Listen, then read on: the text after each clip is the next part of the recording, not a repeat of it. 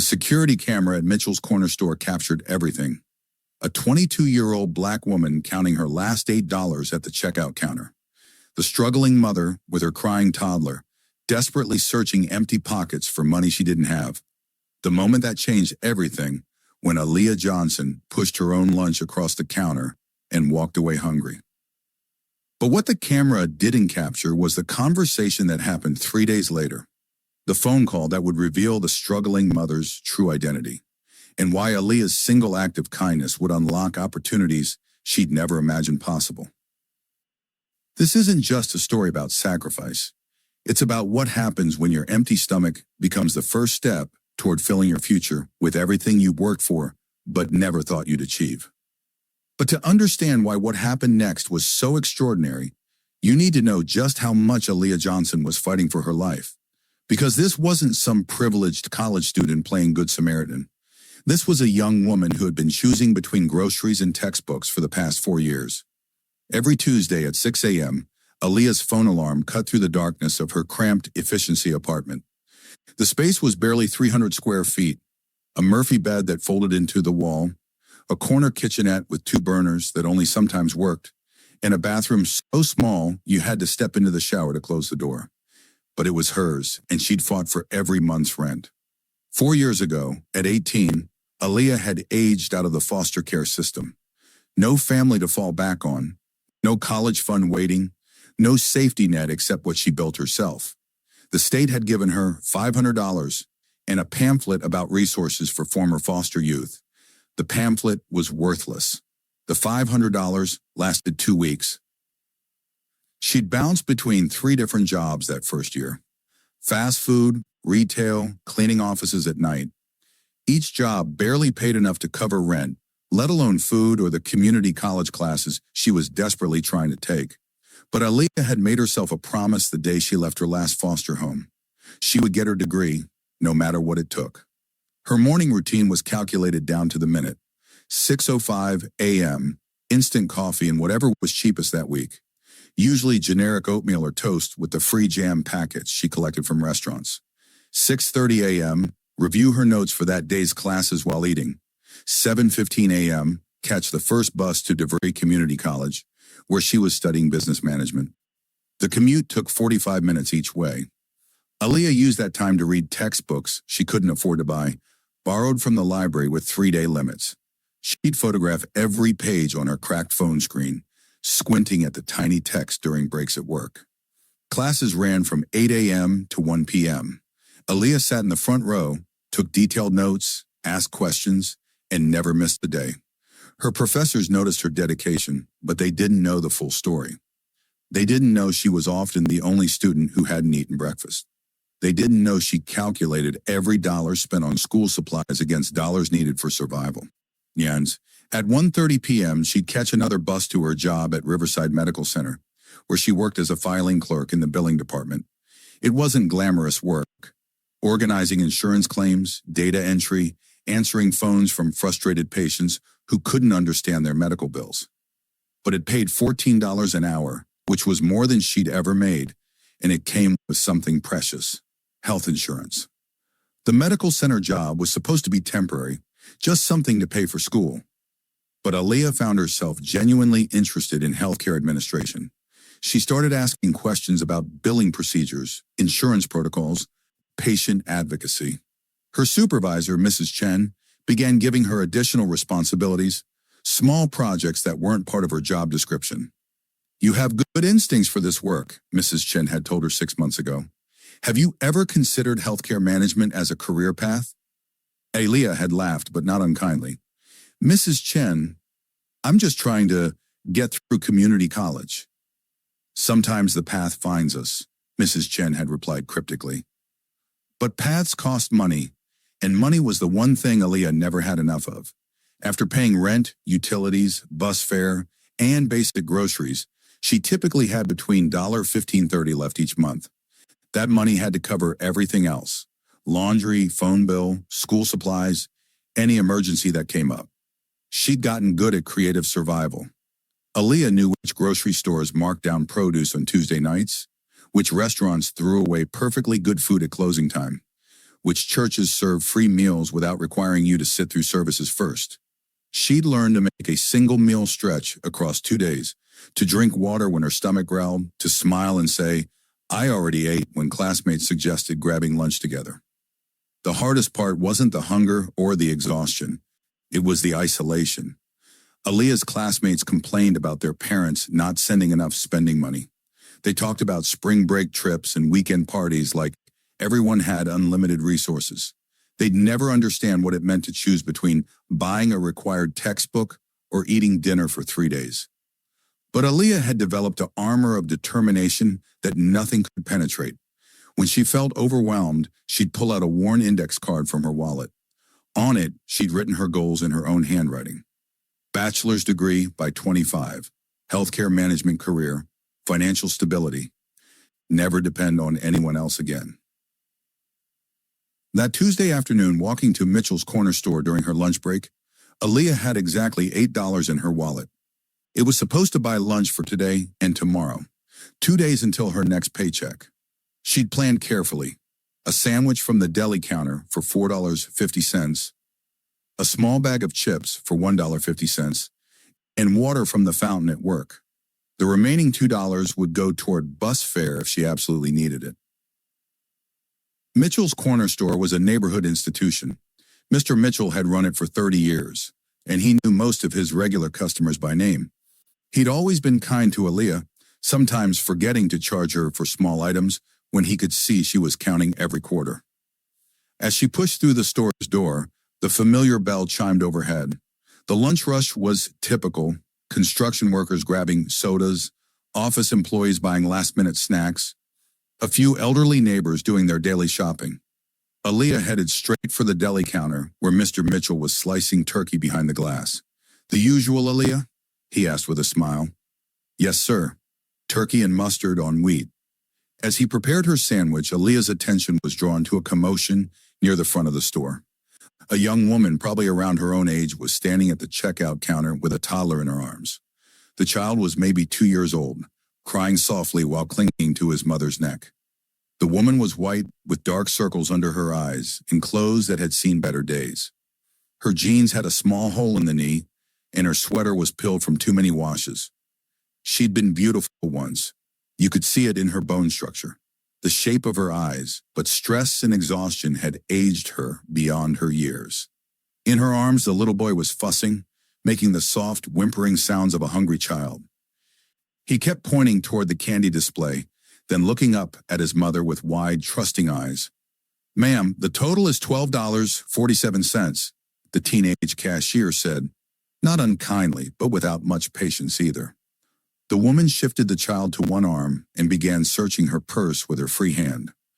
Aaliyah watched as she pulled out a wadded-up $5 bill, then searched the bottom of the bag for loose change. The search became increasingly desperate, checking every pocket, every compartment, even turning the purse upside down and shaking it.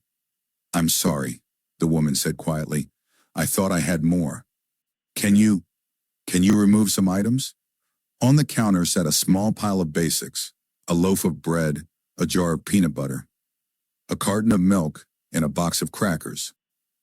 Nothing extra, nothing indulgent. Just the bare essentials for feeding a toddler. "Which items would you like me to remove?" the cashier asked. The woman stared at the groceries like she was trying to solve an impossible equation. Remove the milk, and her son wouldn't have anything to drink. Remove the bread, and the peanut butter was useless. Remove the peanut butter, and there was no protein. Behind them, a line was forming. A businessman checking his watch impatiently. An elderly woman sighing audibly. The kind of low-level tension that builds when people are in a hurry and someone is holding up progress. Maybe just the crackers," the woman said finally, though her voice cracked slightly. The toddler, sensing his mother's distress, began crying louder. He was past the point of being consoled with shushing or swaying. This was the cry of a child who needed food, needed routine, needed his world to feel safe again. "Mama," he kept saying through his tears. "Mama, hungry." The woman's face flushed red. Not from embarrassment at being poor. Aaliyah recognized that look. It was the shame of not being able to provide for your child. The absolute worst feeling a parent could experience. "I know, baby," the woman whispered into the boy's ear. "We'll figure it out. Mama will figure it out." But as she stood there holding her crying child and staring at groceries she couldn't afford, it was clear she had no idea how to figure it out. And Aaliyah, watching from the deli counter, felt something shift inside her chest. This wasn't about hunger anymore. This was about a mother's dignity, about a child who didn't understand why his basic needs couldn't be met, about the kind of desperation that Aaliyah recognized in her own bones. "Your sandwich is ready," Mr. Mitchell called out. Aaliyah took the wrapped sandwich but didn't move toward the checkout. Instead, she watched as the woman reluctantly handed back the box of crackers, paid for her reduced grocery order, and prepared to walk out into the afternoon with a crying child and not enough food to last the day. That's when Aaliyah made the decision that would change everything. But what she didn't know was that the struggling mother she was about to help wasn't who she appeared to be. And the toddler's cries that seemed so desperate were actually the first sound in a chain of events that it would transform not just one life, but hundreds. What happened next would be captured on Mitchell's security camera. And 3 days later, when the truth came out, nobody, not Aaliyah, not Mr. Mitchell, not anyone in their neighborhood could have predicted what that single act of kindness would set in motion. Aaliyah didn't think. She acted. Her feet carried her across the few steps separating her from the mother and child, her $8 sandwich clutched in one hand. "Here," she said softly, placing the sandwich and the small bag of chips on the counter in front of the woman. "Take this. It's for you and your little one." The mother looked up, stunned. She opened her mouth, then closed it again, searching for words. Aaliyah shook her head. "No, it's okay. Just take it." The toddler, sensing relief, stopped crying long enough to stare wide-eyed at the sandwich. The mother's hands shook as she accepted it, tears threatening to spill over. "Thank you," she whispered, her voice breaking. I don't know what to say." "You don't have to say anything," Aaliyah replied. She gave a small smile and walked back to the deli counter, stomach growling, and tried to focus on the monotony of her shift. But her mind was alive with the echoes of the mother and child she had just helped. She pictured the toddler's wide eyes, the mother's shaky hands, the almost imperceptible relief that flickered across their faces. She leaned against the counter, forcing herself to breathe slowly. Hunger clawed at her, sharper than it had in weeks. But it was nothing compared to the gnawing feeling of knowing she had made a difference. Her mind drifted back to her own childhood, to the nights she went to sleep hungry in foster care, the nights she stayed up listening to other kids fall asleep under the warmth of their parents' love, a love she never truly had. "I've survived worse," she whispered to herself, feeling both pride and a pang of melancholy. That simple thought was the quiet fuel that had carried her through years of uncertainty. Hunger, loneliness, exhaustion. Every hardship had carved her into someone who could act when others froze. Mr. Mitchell, who had watched the whole thing, nodded at her silently. He didn't say a word, but in that nod was the acknowledgement of what Aaliyah had done. During her bus ride home later that evening, she couldn't stop thinking about the ripple effect of her actions. She imagined the mother, the toddler finally eating, the small moment of security that would fill their evening. And she realized, almost startlingly, that what she had given wasn't just food, it was hope. A fragile, delicate hope, but hope nonetheless. That night, as she lay in her cramped apartment, Aaliyah opened her laptop and stared at the blank page she had been avoiding for weeks. She had been meaning to apply for a small scholarship for former foster youth, but life had always gotten in the way. Hunger, work, school, survival. Now, with the warmth of purpose still lingering from the day, she began typing. Each word felt heavier than usual, as if she were embedding every struggle, every skipped meal, every sleepless night into the sentences. When she hit submit, she leaned back, exhausted but strangely energized. She realized that her act of kindness had reminded her of something she had been ignoring. Even in the smallest moments, she had power. Power to act. Power to change things. Power to open doors she hadn't dared to knock on. 3 days passed. Aaliyah tried to forget the incident, burying herself in textbooks and work shifts. Yet every time she felt the gnaw of hunger or the ache of exhaustion, her mind flicked back to that mother and child. Then on Thursday morning, the phone rang at 7:03 a.m., right in the middle of her morning coffee and oatmeal routine. Aaliyah frowned at the unfamiliar number, but answered anyway. "Hello?" she said, her voice cautious. "Is this Aaliyah Johnson?" a woman's voice asked. Calm, firm, recognizable, important. "Yes," Aaliyah replied, puzzled. "Who's calling?" "My name is Elizabeth Harper. I believe you helped a family at Mitchell's Corner Store on Tuesday." Aaliyah froze. Her mind flashed to the woman at the counter, the toddler, the $8 sandwich she had given away. "Yes. I just..." Aaliyah froze. Her mind raced. Was this a prank? Was someone calling to scold her, or... Her heart thudded painfully in her chest, echoing in the quiet of her tiny apartment.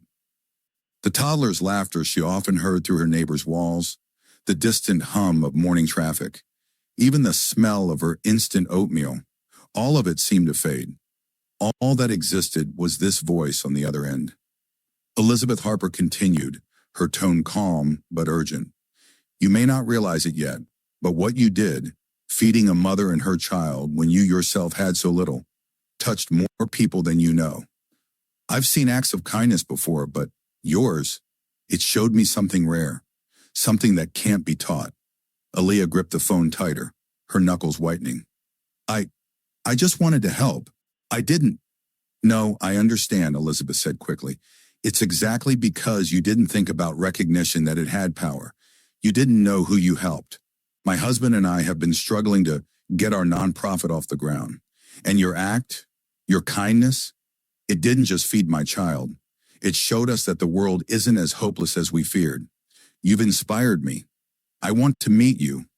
I want to tell you how your choice changed more than just a meal." Aaliyah's heart skipped. She couldn't speak. She had helped someone, and that act was about to ripple far beyond what she could imagine. Her tiny act of selflessness, a sandwich, could truly influence something bigger. She had never considered her actions could ripple this far, and yet the sincerity in Elizabeth's voice left no doubt. Her decision had mattered. A week later, Aaliyah found herself walking into a small office downtown. A modest room with a single desk, 2 chairs. Aaliyah's palms were clammy as she stepped further into the room. She noticed the framed photographs lining the walls, children laughing, parents embracing, volunteers painting murals, handing out meals, and tutoring kids at tiny desks. Each image seemed to hum with the echoes of the lives touched by a vision. Elizabeth Harper stood up to greet her. Her smile was steady, but Aaliyah could see the faint lines of concern etched at the corners of her eyes. "You must have questions, and you might be wondering why I called," Elizabeth said, "and I promise we'll answer them. But first, let me be clear. Your story isn't just inspiring. It's proof. Proof that compassion, even when it costs something, has a power most people overlook."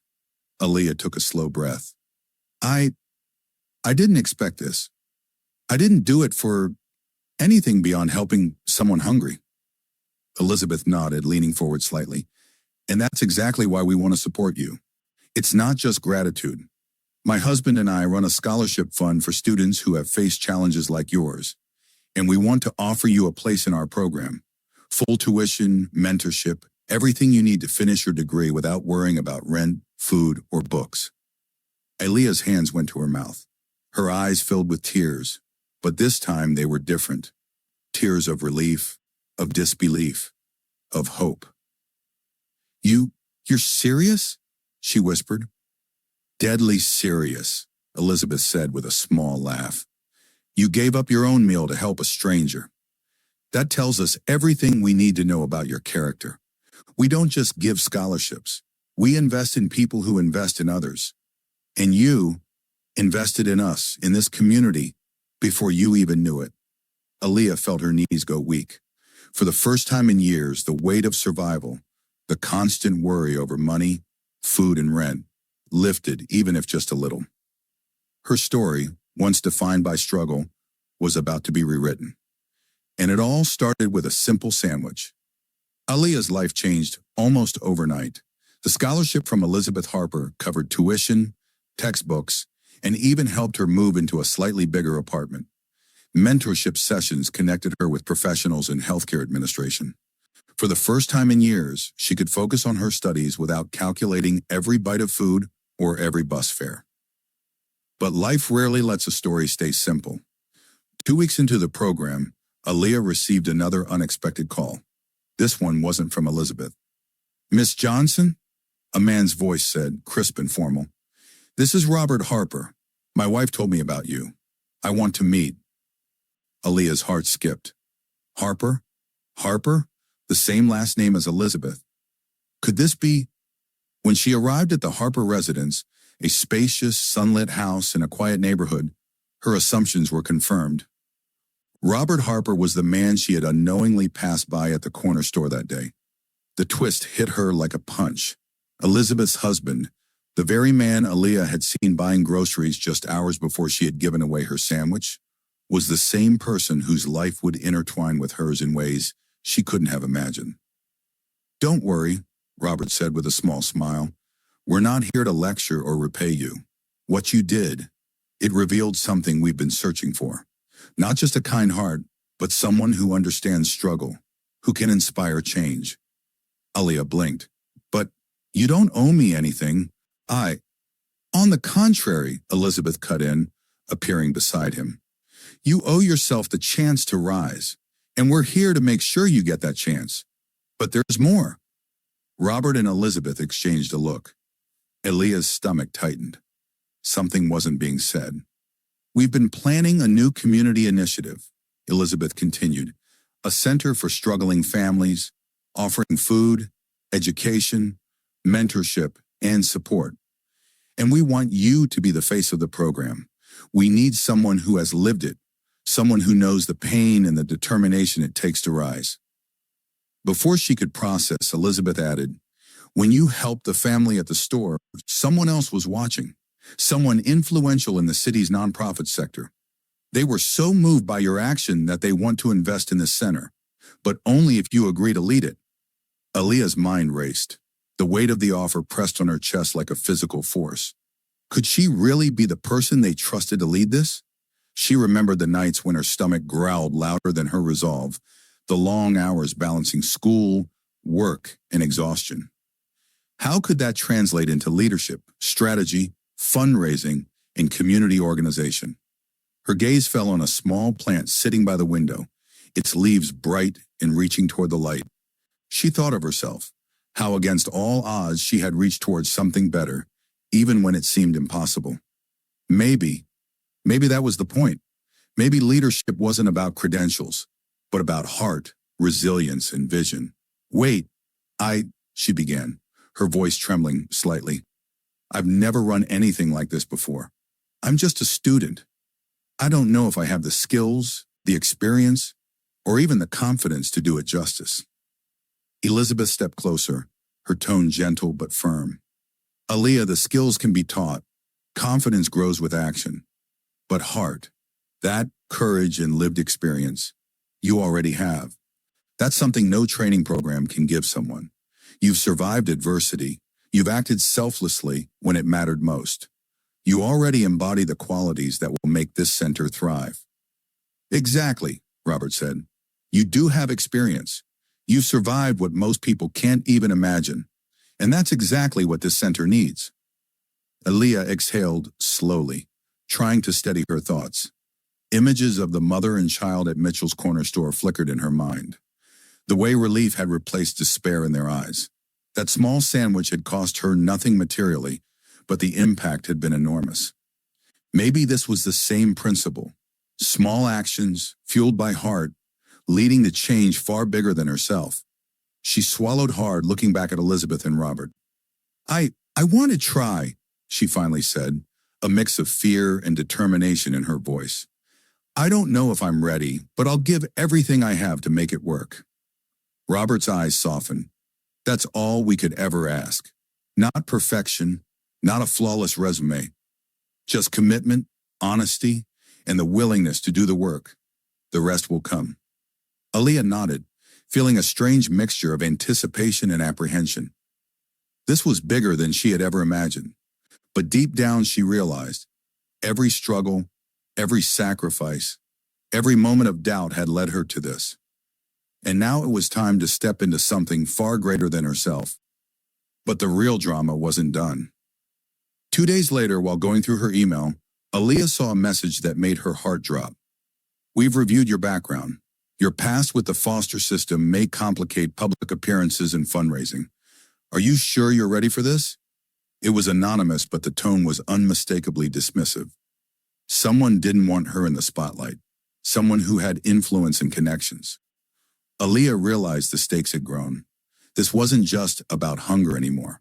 This was about proving herself on a bigger stage, facing not just financial struggle, but prejudice, doubt, and hidden agendas. That night, she pulled out her worn index card with her handwritten goals. Bachelor's degree by 25, healthcare management career, financial stability, never depend on anyone else again. Her hands shook, but she smiled through the fear. The world was about to test her, push her limits, and throw obstacles she never expected. But for the first time, she realized something. She had already survived the hardest parts. Hunger, isolation, poverty. She could survive this too. And as she looked out the window of her small apartment, thinking about the mother and child she'd helped, she made a silent vow. No one, not circumstance, not doubt, not prejudice, would ever stop her from turning this act of kindness into a life that changed hundreds, maybe thousands of others. Because sometimes the smallest acts spark the biggest revolutions. The next morning, Aaliyah woke before her alarm. Excitement and anxiety wrestled in her chest. She had a plan to meet with Robert and Elizabeth to discuss the community center, but doubts lingered. Could someone like her, raised in foster care, surviving on scraps and determination, really lead a program that would help hundreds of families? When she arrived at the Harper residence, she noticed something strange. 2 suited men were already there, speaking quietly with Robert in the living room. Their expressions were serious, even guarded. "Miss Johnson," Robert greeted her warmly, masking a hint of concern. "I want you to meet Jordan and Marcus. They're part of the nonprofit advisory board helping us launch the center. They're very thorough." And Leah nodded, forcing a smile. She couldn't shake the feeling that the scrutiny she felt from her anonymous email had followed her here. Jordan spoke first. "We've reviewed the initial proposals, but we have concerns. You're young, untested in leadership roles, and your past, specifically your time in foster care, could make donors hesitant." Aaliyah's stomach sank. She had expected skepticism, but hearing it spoken aloud felt like a punch. Marcus added, "We need someone who can handle public appearances, fundraising events, and media attention. Are you prepared for that?" The room fell silent. Aaliyah's mind raced. She wanted to shout, to explain that surviving hunger, juggling jobs in school, and raising herself was proof of resilience, but words felt inadequate. Then she remembered the little index card in her wallet, the one she had carried for years. Bachelor's degree by 25, healthcare management career, financial stability, never depend on anyone else again. She took a deep breath. "I've survived hunger, exhaustion, and a world that wasn't built for me. I may be young, and I may not have traditional experience, but I know what struggle looks like. I know what families like mine need. And if you trust me to lead this center, I promise I'll give everything I have to make it succeed." Jordan and Marcus exchanged looks, surprised by her composure and intensity. After a long pause, Marcus nodded slowly. "We'll see if your actions match your words. But your story, it's compelling. If nothing else, it could inspire donors and volunteers." Elizabeth stepped forward. "And that's exactly what we need. People who understand struggle and who turn it into something powerful. We believe in you, Aaliyah. Now it's time for you to prove it, to yourself and to everyone else."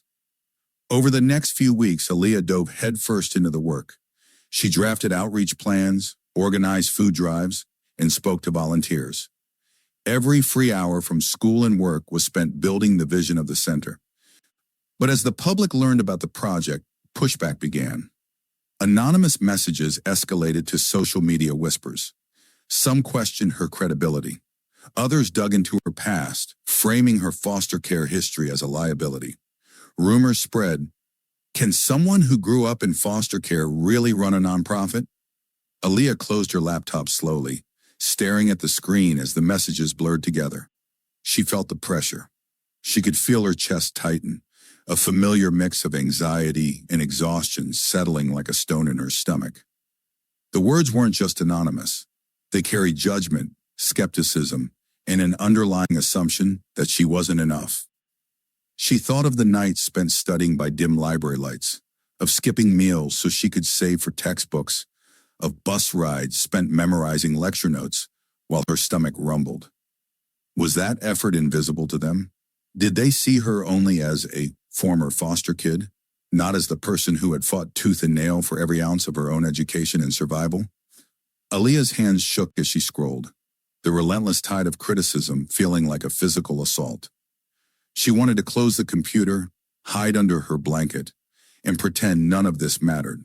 But she knew that if she did, the center, the families counting on it, and every single child who might benefit would lose out. She drew in a slow, deliberate breath. She remembered the mother and toddler at Mitchell's corner store, the tearful relief, the trust, the unspoken hope. That single act of kindness had changed something in the world, small though it seemed. Could she allow fear to stop her now, when so many more lives were at stake? Aaliyah reached for her notebook, flipping to the page where she had jotted down her goals all those years ago. Bachelor's degree by 25, healthcare management career, financial stability. Never depend on anyone else again. The handwriting was faded, but the words were sharper than ever. She added a new line underneath. Lead a community that believes in second chances. She wrote until her pen hovered over the page, her thoughts flowing, strategies, responses, ways to engage with critics, ways to turn doubt into support. She planned her next moves not in panic, but in deliberate steps, fueled by purpose rather than fear. By the end of the night, Aaliyah felt a small but fierce spark of clarity. The messages could attack her, try to undermine her, but they could not erase the work she had done, the resilience she carried, or the change she was capable of creating. Tomorrow she would face them, not as a frightened girl, but as a woman ready to transform doubt into action. And then the moment of truth arrived, the first fundraising gala for the community center. Aaliyah stood at the podium, dressed simply but confidently. Hundreds of guests, donors, and local leaders filled the room. Cameras flashed. Whispers circulated about the young woman leading the project. She took a deep breath, recalling every struggle, every skipped meal, every bus ride, every lonely night with textbooks and instant coffee. Then she spoke. I wasn't born with advantages. I didn't have a safety net. But I've learned that small acts, an $8 sandwich, a kind word, a moment of compassion, can create a ripple that changes lives. Today I stand here not just for myself, but for every family, every child, every young person who has felt overlooked or unseen.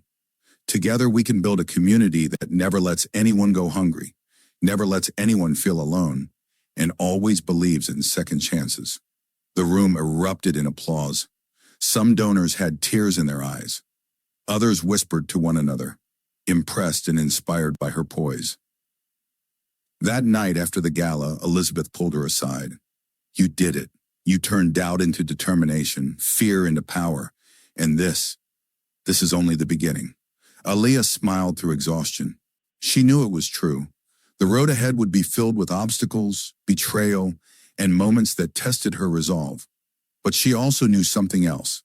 Her smallest act of kindness, the sandwich at Mitchell's corner store, had set her on a path to change not just her life, but the lives of hundreds of others. And this time she was ready. The community center was finally ready to open its doors. Volunteers had painted the walls, stocked the shelves, and organized programs. Families lined up for the first free meal distribution. Children ran through the newly built learning rooms, their laughter filling spaces that had been silent for too long. Aaliyah stood in the center, watching. Pride and exhaustion battled in her chest. She had come so far, from surviving on $8 sandwiches to leading a project that could change lives. But deep down, she knew the fight wasn't over. 2 days before the official ribbon cutting, the first sign of trouble appeared. An email from an anonymous source arrived in her inbox. We've alerted key donors to your background. If you proceed, the funding will be pulled. Some doors are better left closed. Her stomach turned. Could it be someone from the gala, jealous of her story? Someone threatened by a former foster child leading a major project? She tried to ignore it, focusing on the preparations, but more messages came. This time, phone calls, subtle threats, even rumors spreading among volunteers questioning her leadership. Some donors began to waver, unsure if they should commit to a center run by someone unproven. She struggled with self-doubt. Each morning she asked herself, am I really ready for this? Can I stand in front of people with power, influence, and money, and represent families like mine without faltering? The answer wavered. Some days she felt unstoppable. Others, she imagined tripping over her words, forgetting her lines, and letting down everyone who had put their faith in her. Elizabeth found her late that night in the empty center. Aaliyah, she said gently, what they're doing is fear. They're afraid of someone like you succeeding. But you've survived worse. Hunger, poverty, isolation. And you didn't just survive, you thrived. This is nothing compared to that. Aaliyah nodded, but the knot in her chest remained. The next day, the challenge escalated. A key donor called Elizabeth, threatening to withdraw all funding if Aaliyah remained the public face of the project. The board was split. Some wanted a more traditional leader. Others argued that Aaliyah's lived experience was exactly what would make the center resonate with the community. Aaliyah knew this was a test, not just of her leadership, but of her courage. She couldn't back down. Late at night, alone in the center, she walked through the empty hallways, imagining the gala guests arriving. She pictured children laughing, volunteers bustling, donors watching, cameras flashing. A lump rose in her throat. The pressure was enormous, but beneath it, a quiet excitement surged. This was the moment she had been preparing for, the moment where her journey from foster care to leadership would converge. Finally, the day arrived. She reviewed her speech one last time, smoothed her outfit, and took a deep breath. Her heart pounded with nervous anticipation, but beneath it, she carried a steady resolve. This is bigger than fear. This is bigger than me. This is for everyone who needs someone to believe in them. She stood before the gathered families, volunteers, and wary donors. Cameras rolled. Eyes were on her. She took a deep breath, recalling every moment that led here. The foster homes, the skipped meals, the sleepless nights studying by the dim light of borrowed textbooks. Then she spoke. I've faced hunger. I've faced doubt. I've faced people telling me I wasn't enough. And yet here we are. This center isn't about me. It's about every child, every parent, every person who has ever been overlooked.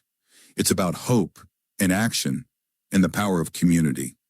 If you believe in change, you will act. If you believe in people, you will invest in them. And if you believe in kindness, you will let it lead the way. As Aaliyah spoke, she noticed the audience leaning in, hanging on every word. Some eyes glistened with tears, others reflected curiosity and admiration. She could feel the energy of the room shift, initial skepticism melting into empathy, doubt giving way to belief. She paused, letting the weight of her message settle. The hum of whispered conversations faded as hundreds of people absorbed her story.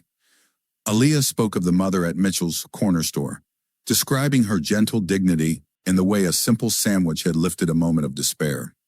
She shared details about children who arrived at the center hungry, but left with full bellies, smiles lighting their faces in ways money couldn't buy. Her voice caught slightly, but she pressed on, allowing vulnerability to strengthen her message. I've met families who work 2 or 3 jobs and still can't afford essentials. I've seen children who wake up wondering if someone will care today. And I promise you, this center isn't just about meals or programs. It's about letting them know someone sees them, someone believes in them, someone refuses to let them fall through the cracks. Murmurs of agreement rippled through the crowd. A woman near the front dabbed her eyes with a napkin. A man in a sharp suit nodded, leaning forward, clearly moved. Cameras clicked, capturing not just Aaliyah's words, but the reactions they provoked.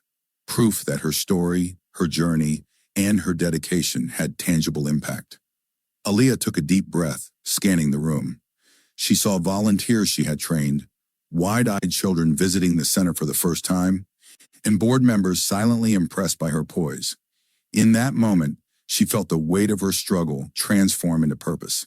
The years of skipped meals, endless bus rides, and sleepless nights crystallized into a single realization. Her story mattered, her voice mattered, and her actions had power. She ended her speech with a gentle but firm conviction. This is not about me.